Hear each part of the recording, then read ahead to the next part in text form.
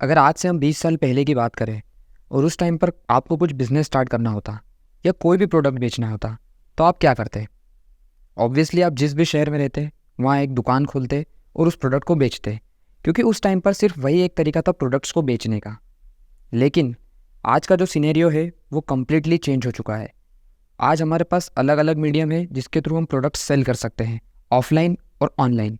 और ऑनलाइन में भी हमारे पास अलग अलग मीडियम है, जैसे D2C डायरेक्ट टू कंज्यूमर्स, यानी कि online website, market place, Flipkart और अमेज़ॉन जैसे, और सोशल मीडिया, फेसबुक और इंस्टाग्राम जैसे, जो कि पहले एग्जिस्ट नहीं करते थे। इस वीडियो में हम इन 4 अलग अलग मीडियम के बारे में ब्रीफ में समझेंगे जिनके थ्रू हम प्रोडक्ट्स सेल कर सकते हैं। ये क्या होते हैं, इनके क्या एट्रीब्यूट्स होते हैं, इनमें क्या चैलेंजेस होते हैं और इन सब का क्या नेचर होता है, क्या फ़ायदे क्या नुकसान। तो सबसे पहले हम बात करते हैं ऑफलाइन मीडियम की। इस मीडियम के थ्रू सेंचुरीज से लोग प्रोडक्ट सेल कर रहे हैं। ऑफलाइन मीडियम का सिंपल मतलब होता है मार्केट में रिटेल स्टोर या शॉप ओपन करके प्रोडक्ट्स बेचना। इसमें इनिशियली सेटअप कॉस्ट थोड़ा सा ज़्यादा होता है, क्योंकि प्रोडक्ट्स जो आप बेचने वाले हो उसकी कॉस्ट तो रहती ही है, लेकिन उसके साथ जो रिटेल स्टोर आप ओपन करने वाले हो उसका इंटीरियर, फर्नीचर और ऐसी दूसरी कॉस्ट भी होती है। एक और कॉस्ट होती है जो बहुत इंपॉर्टेंट है कंसिडर करना, वो है रेंट की कॉस्ट, जो हर महीने लगती है। और आपका स्टोर मेन मार्केट में है तो ये कॉस्ट काफ़ी ज़्यादा भी हो सकती है। इन सब रीजंस की वजह से ऑफलाइन मीडियम में जो ओवरऑल कॉस्ट होती है वो थोड़ी हाई होती है। लेकिन अच्छी बात यह है कि जब आपका ऑफलाइन स्टोर मार्केट में लोकेटेड रहता है तो कई बार आपको अवेयरनेस के लिए मार्केटिंग करने की ज़रूरत नहीं पड़ती है, जैसे ऑनलाइन मीडियम में मार्केटिंग करने की कंपेरेटिवली ज़्यादा ज़रूरत रहती है, क्योंकि मार्केट में होने की वजह से आप ऑलरेडी विजिबल रहते हो। जो लोग भी मार्केट आते हैं वो प्रोडक्ट खरीदने जो आप बेच रहे हो, तो उनमें से बहुत सारे लोग रेंडमली आपके स्टोर से वो प्रोडक्ट खरीदते हैं क्योंकि आप वहाँ पर प्रेजेंट हैं। ऑफलाइन में ऐसी रैंडम बाइंग बहुत होती है जो ऑनलाइन में इतनी नहीं होती है, और फिर इन रैंडम कस्टमर्स को आप अपना परमानेंट कस्टमर्स बना सकते हो वैल्यूएबल और क्वालिटी प्रोडक्ट्स देकर। बहुत सारे प्रोडक्ट्स भी ऐसे होते हैं जिनको बहुत लोग ऑफलाइन लेना पसंद करते हैं, जैसे जिन प्रोडक्ट्स की प्राइस थोड़ी ज़्यादा होती है, इलेक्ट्रॉनिक्स या फर्नीचर, या जिनको टच या फील करके देखना इंपॉर्टेंट होता है। इन प्रोडक्ट्स के केस में शायद ऑफलाइन एक अच्छा मीडियम हो सकता है। कंज्यूमर्स ऑफलाइन को ट्रस्ट भी ज़्यादा करते हैं एज़ कम्पेयर टू ऑनलाइन बहुत सारे केसेस में। और लास्ट में सबसे इंपॉर्टेंट, आज भी इंडिया में majority of the population offline he products खरीदती है। ऑल्दो ऑनलाइन ग्रो कर रहा है, पर अभी भी ऑफलाइन मार्केट बहुत बड़ा है। अब हम बात करते हैं नेक्स्ट मीडियम की जिसके थ्रू हम प्रोडक्ट सेल कर सकते हैं, जो है D2C डायरेक्ट टू कंज्यूमर्स या online website. Direct to consumers का मतलब होता है जब आप प्रोडक्ट्स आपके बिजनेस की वेबसाइट से ऑनलाइन सेल करते हैं, जैसे स्निच जो एक कपड़े का ब्रांड है, बोट जो ईयरफोन स्पीकर सेल करते हैं। ये दोनों अपनी खुद की वेबसाइट से भी प्रोडक्ट सेल करते हैं। ये दोनों D2C ब्रांड के एग्जाम्पल है। अब D2C या ऑनलाइन वेबसाइट को लेकर सबका जनरल परसेप्शन ये होता है कि इसको स्टार्ट करने में जो कैपिटल लगता है वो थोड़ा कम रहता है, और ये बात कहीं ना कहीं सही भी है, क्योंकि इसमें जो इनिशियल कॉस्ट लगती है सेटअप की वो एज़ कम्पेयर टू ऑफलाइन थोड़ा कम होती है। जैसे इसमें जो प्रोडक्ट आप बेच रहे हो इनिशियली मेन कॉस्ट उसी की रहती है, इसमें आपको मार्केट में स्टोर या ऑफिस लेने की कोई ज़रूरत नहीं है, तो इसमें रेंट का भी ज़्यादा खर्चा नहीं रहता है। आप ऑनलाइन बिजनेस आपके घर से या बहुत कम रेंट वाली प्लेस से भी स्टार्ट कर सकते हैं, क्योंकि आपको ऑनलाइन सेल करना है और डिलीवर करना है अलग अलग लोकेशन पर। और ई-कॉमर्स वेबसाइट आज के टाइम पर काफ़ी कम कॉस्ट में भी बन जाती है। अब भले ही ऑनलाइन वेबसाइट के थ्रू प्रोडक्ट सेल करने में इनिशियल कॉस्ट कंपेरेटिवली कम लगती हो, लेकिन एक कॉस्ट है जो इसको कंपेंसेट कर देती है, वो है मार्केटिंग और एडवर्टीजमेंट की कॉस्ट। मार्केटिंग की कॉस्ट कैसे? जब आपका मार्केट में ऑफलाइन स्टोर होता है तो आप विजिबल रहते हो, लोगों को आप दिखते रहते हो, और इस विजिबिलिटी की वजह से आपकी मार्केटिंग हो जाती है और लोग आपसे प्रोडक्ट्स खरीदते हैं। लेकिन ऑनलाइन में आपकी वेबसाइट कहीं पर दिखती नहीं है। आपको मार्केटिंग और एडवर्टीजमेंट के थ्रू कस्टमर्स को अपने वेबसाइट तक लाना पड़ेगा, और ये करने के लिए काफ़ी पैसे लग सकते हैं। अलग अलग सोशल मीडिया पर, गूगल पर आप एड्स रन कर सकते हैं कस्टमर्स को आपकी वेबसाइट पर लाने के लिए। ऑर्गेनिक तरीके भी होते हैं, लेकिन वो बहुत टफ है। जैसे आप सर्च इंजन ऑप्टिमाइजेशन करवा सकते हो गूगल पर अपनी वेबसाइट रैंक करवाने के लिए, ताकि जब कोई वो प्रोडक्ट सर्च करे जो आप सेल कर रहे हो तो आपकी वेबसाइट रैंक करे गूगल पर। लेकिन ये बहुत ज़्यादा टफ है और कुछ कुछ केसेस में लगभग इम्पॉसिबल है आज के टाइम पर, क्योंकि बहुत सारे प्रोडक्ट्स पर अमेज़ॉन, फ्लिपकार्ट और ऐसी बड़ी ब्रांड रैंक करती है, और इनको गूगल रैंक में बीट करना बहुत टफ है। ऑनलाइन वेबसाइट की एक बहुत अच्छी बात यह है कि प्रोडक्ट को सेल करने में कोई रीजन बैरियर नहीं होता है इसमें। मतलब आप कंट्री में कहीं भी सेल कर सकते हो और कहीं से भी सेल कर सकते हो। तो अगर कोई Tier 2, Tier 3 या इवन गांव में भी रहता है तो वहाँ से भी ऑनलाइन प्रोडक्ट सेल कर सकता है। आपको बस ये देखना है कि जो थर्ड पार्टी डिलीवरी कंपनीज़ है या कुरियर कंपनीज़ है वो वहाँ से प्रोडक्ट्स पिक करके डिलीवर करती है या नहीं। एक बहुत इंपॉर्टेंट बात ध्यान रखने वाली ये है कि ज़्यादा कम प्राइस वाले प्रोडक्ट या लो प्रॉफिट मार्जिन वाले प्रोडक्ट ऑनलाइन में बेचना सही स्ट्रेटेजी नहीं है, क्योंकि प्रोडक्ट का प्राइस कम रहा तो भी डिलीवरी चार्ज जो मिनिमम लगता है वो तो रहेगा ही हर प्रोडक्ट को डिलीवर करने पर।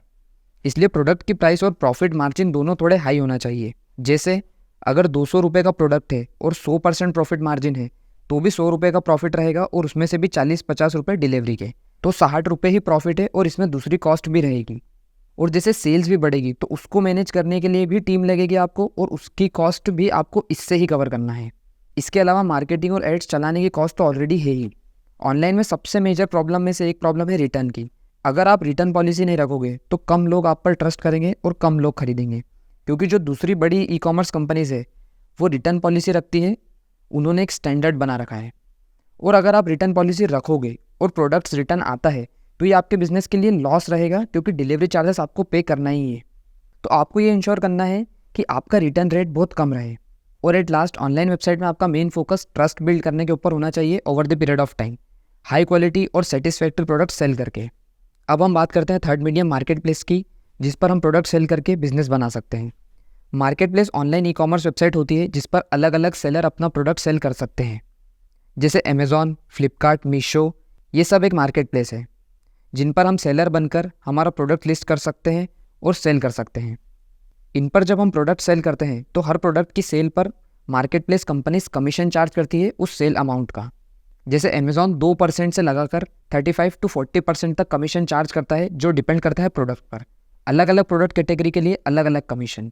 सिमिलरली फ्लिपकार्ट और दूसरे मार्केट प्लेस के कमीशन और चार्जेस हैं। मार्केट प्लेस का मेन एडवांटेज ये है कि इनका ऑलरेडी यूज़र बेस होता है, आपको अलग से मार्केटिंग करने की ज़रूरत नहीं रहती है। मार्केटिंग करने का और बायर लाने का काम मार्केट प्लेस कंपनीज का रहता है। और इस पर जब आपको ऑर्डर आता है या आपका प्रोडक्ट बिकता है तो पेमेंट और डिलीवर करने का काम भी ये कंपनीज कर देती है। हालांकि इसका अलग से चार्ज लगता है, पर वो चार्ज तो वैसे भी रहता ही है।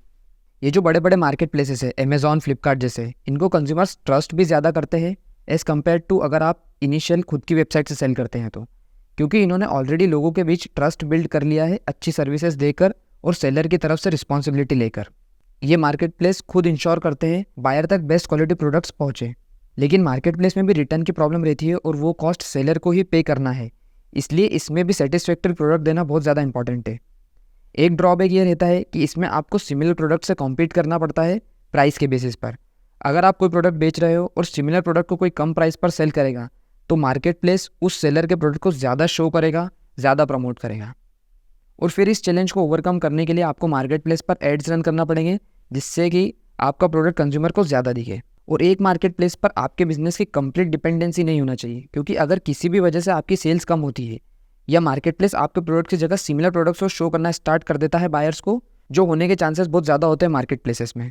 और अगर ऐसा हुआ तो आपका ओवरऑल बिजनेस डाउन हो जाएगा, इसलिए कंप्लीट डिपेंडेंसी सही नहीं है मार्केट प्लेसेस पर।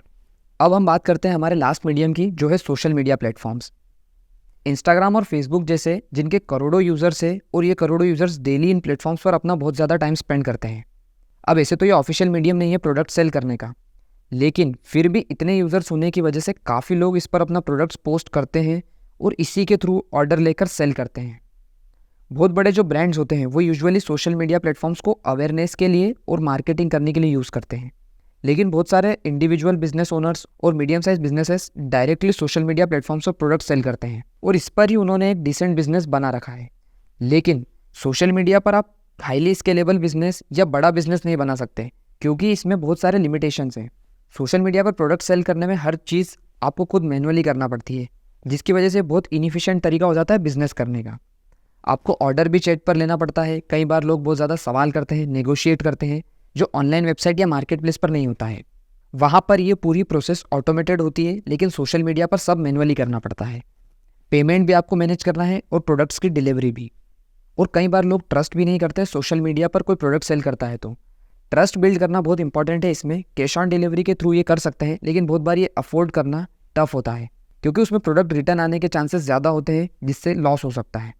और अगर पहले पेमेंट ले ऑर्डर डिलीवर करने के तो कंज्यूमर्स हेजिटेट कर सकते हैं और हो सकता है कम लोग ऑर्डर करें ट्रस्ट ना होने की वजह से। कोई भी सोशल मीडिया प्लेटफॉर्म रिस्पॉन्सिबल नहीं होता अगर उन पर से कोई कुछ गलत या ख़राब क्वालिटी का प्रोडक्ट खरीदे या कुछ भी खरीदे, क्योंकि वो अमेजॉन, फ्लिपकार्ट जैसे मार्केट प्लेस कंपनी नहीं है जो ये इंश्योर करते हो कि आप तक सही और बेस्ट क्वालिटी प्रोडक्ट्स पहुँचे। मार्केट प्लेसेस अपने बायर्स को प्रोटेक्ट करते हैं, इसलिए लोग अमेजॉन, फ्लिपकार्ट से प्रोडक्ट्स खरीदने में ट्रस्ट करते हैं। तो ये वो 4 मीडियम थे जो हम यूज़ कर सकते हैं प्रोडक्ट सेल करने के लिए जब भी कोई बिजनेस स्टार्ट करे तब। अब ऐसा नहीं है कि ये मीडियम अच्छा है या वो बुरा, या एक मीडियम दूसरे से बेटर है, ऐसा कुछ नहीं है। मीडियम चूज़ करने के पहले भी एक बहुत इंपॉर्टेंट काम होता है, वो ये चूज़ करना है कि प्रोडक्ट क्या रहेगा, क्या ऐसा प्रोडक्ट है जिसको लेकर आप बिजनेस बनाना चाहते हैं। और कौन सा मीडियम चूज़ करना है ये आपके ऊपर डिपेंड करता है कि प्रोडक्ट क्या है, उसको सेल करने के लिए सबसे अच्छा मीडियम कौन सा रहेगा। आप किस टाइप का बिजनेस बनाना चाहते हो, आपका मिशन क्या है, विजन क्या है, आपका इंटरेस्ट, नॉलेज, एक्सपर्टीज़ किस एरिया में है। इन शॉर्ट, ये डिसीजन आपको सोच कर लेना है, और सोचने के लिए आप इस वीडियो में जिन बेसिस पर हमने बात की है उसकी हेल्प ले सकते हैं। So thanks for watching the video. I hope इससे आपको अलग अलग मीडियम समझ में आए होंगे जिन पर हम प्रोडक्ट सेल कर सकते हैं।